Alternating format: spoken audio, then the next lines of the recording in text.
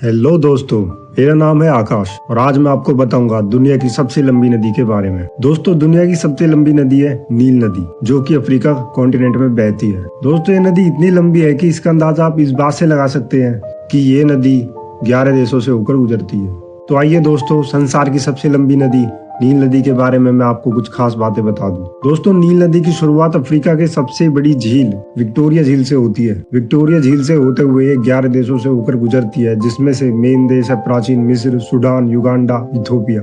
और इन देशों से गुजरते हुए ये नदी भूमध्य सागर में जाकर मिलती है। अगर इसकी लंबाई की बात की जाए तो इसकी लंबाई 6650 किलोमीटर है। और दोस्तों, इसकी चौड़ाई की बात की जाए तो इसकी मैक्सिमम चौड़ाई 16 किलोमीटर से ज्यादा नहीं है।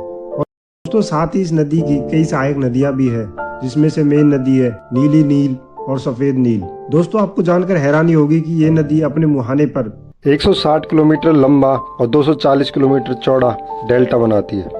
दोस्तों, ये नदी इतनी इम्पोर्टेंट है कि इस बात का आइडिया आप इस बात से लगा सकते हैं कि इतिहास में बड़े बड़े शहरों का विकास इस नदी के किनारे ही हुआ था, जिसमें से एक महान सभ्यता है मिस्र की सभ्यता। मिस्र की सभ्यता में नील नदी का बहुत बड़ा रोल रहा है। मिस्र की सभ्यता दुनिया की सबसे पुरानी सभ्यताओं में से एक है। ये सभ्यता नील नदी के किनारे ही फली फूली थी। दोस्तों, इस नदी ने प्राचीन मिस्र की सभ्यता को बहुत प्रभावित किया है। प्राचीन मिस्रवासी पूरी तरह इसी नदी पर डिपेंड थे।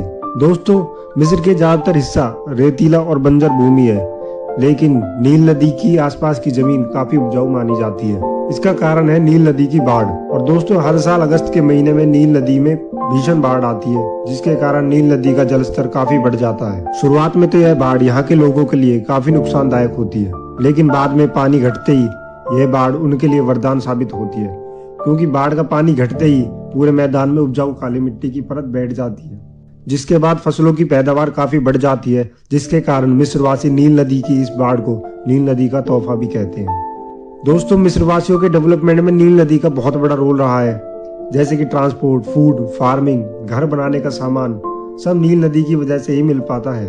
दोस्तों, ये नदी मिस्र के लोगों के लिए इतनी इम्पोर्टेंट थी कि इसका अंदाजा आप इस बात से लगा सकते हैं कि मिस्र के लोगों ने अपना कैलेंडर भी नील नदी के मौसम के चक्र के हिसाब से बनाया था, जिसको मिस्रवासियों ने 3 हिस्सों में बांटा था, जिसमें पहला चक्र था नील नदी की बाढ़, दूसरा चक्र फसल लगाना, तीसरा चक्र फसल को काटना। इसी के आधार पर प्राचीन मिस्रवासियों ने अपने खुद का कैलेंडर का निर्माण किया था। दोस्तों, नील नदी प्राचीन मिस्रवासियों को घर बनाने में काफी हेल्प करती थी, जैसे कि चूना पत्थर, ईंट, बालू सब इसी नदी से मिलती थी। दोस्तों, आज के समय में नील नदी की बाढ़ से बचने के लिए असवान डैम का निर्माण किया गया है, जिसे 1970 के दशक में बनाया गया था। दोस्तों, नील नदी का दक्षिणी भाग भूमध्य रेखा के समीप स्थित है, जहां बारिश बहुत ज्यादा मात्रा में होती है, जिसके कारण इस क्षेत्र में घास के मैदान पाए जाते हैं। साथ में यहाँ गोंद के पेड़ भी काफी मात्रा में पाए जाते हैं। यही कारण है आज सूडान दुनिया का सबसे ज्यादा गोंद उत्पादन करने वाला देश है।